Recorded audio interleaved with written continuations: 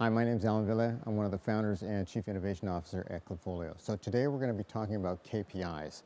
What makes a good KPI, why they're important. We're going to use some examples to go over these things as well. And then we may get into some pitfalls and some advanced ideas as well. Let's start by defining what a KPI is, or what a key performance indicator is. So there's lots of definitions out there. We like to think of a KPI as a measurable value that reports against the progress for an individual or an organization against some desired result. So now that we know what a KPI is, or how we define a KPI, let's actually talk about what makes a good KPI. A KPI is only good if it inspires action. That's really important. So by inspiring action, we can ask a couple of questions when we're designing our KPIs. So we ask, for example, what is the objective? Does the objective for this KPI actually have meaningful business outcomes? So, and that's not in itself a KPI, but having an objective or some goal or some reason why it's important to the business is really the most important starting point. So once you have that, is how will you measure that objective? How will you measure that progress towards your objective? And if you can't measure the progress, then the objective is likely not defined enough. So once you've got that, will it inspire action? So can I take action as the person accountable for that measurable KPI? Can I take action to actually influence it? And then once I have that, what is the appropriate time frame? So if you can answer all of those things, starting with the objective, looking at how can you measure that, looking at, can I actually influence this measure? And then, do I have the appropriate time frame? Those are really key questions to ask before defining your KPI. Let's talk about why KPIs are important. Let's actually start with all the data that you have. Most organizations have got a tremendous amount of data that they're not utilizing properly. So the asset is in your organization. Another important one is you get what you measure. So this is a common Six Sigma philosophy, and it's really important. If you measure your business, if you instrument your business, there's increased accountability and you will get what you measure. Third, if not most important thing, is that you want to empower your employees by allowing them to measure and take ownership of what they're producing and what the outcomes are. You're telling them that this is the goal, focus your efforts on this, and you have the power to make sure that you get there. So let's dive into some of the advanced concepts or some of the pitfalls. Now, I've worked with hundreds, if not maybe thousands of customers trying to put a good KPI program in place.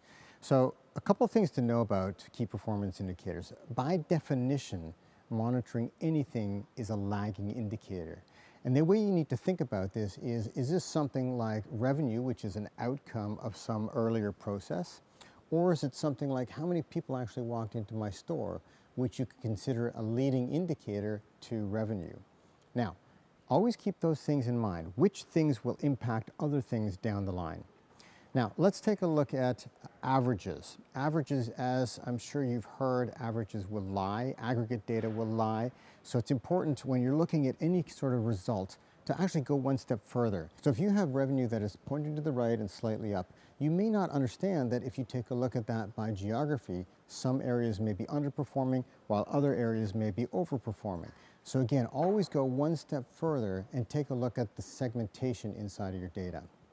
Exact same thing happens for averages. If you take a number of numbers, average them all together, you get a melting pot of one mediocre number. You don't know if something is underperforming or overperforming. So keep those things in mind. Aggregates and averages will typically not give you the true answer. So let's talk about qualitative versus quantitative data. Most of the numbers that will come out of your systems will inherently be absolutes. So number of employees, the revenue that you have, but you also want to be smart about looking at the qualitative data. So revenue per employee, for example, would be a qualitative measurement. That gives you an efficiency ratio. So in almost every single scenario, you're taking a look at both of those things, and you want to balance those things. Number of people coming into your store is an absolute number. Number of wins that you have, the number of sales that you make is also an absolute number. But the conversion rate is that qualitative number that is often more important. Now, the last thing is taking a look at the appropriate time frame. Every business will have a different velocity, and every business will also have a different price range of the things that you're selling. So if you sell one really, really big ticket item every few weeks, then the data that you're looking at is probably going to be very volatile. But if you sell bubble gum and you sell millions of packages of bubble gum, then you can probably look at a very, very straight line and have a great deal of predictability. So that impacts the time frame that you want to look at. So the more volatile your business, the more you would want to probably stretch the time frame over which you're looking at your data.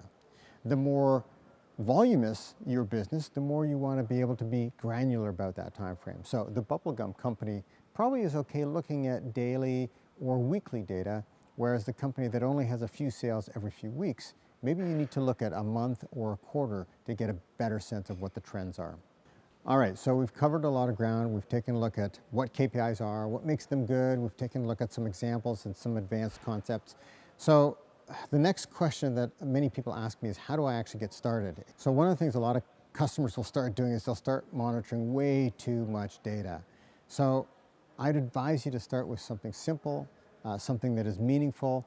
Often, if you already have a process that is manually done today, automate that. Don't change everybody's behavior, just automate an existing process. Do that. We're obviously passionate about this space. We've been thinking about KPIs and metrics for years and helping customers. If we can help you, let us know and keep us posted.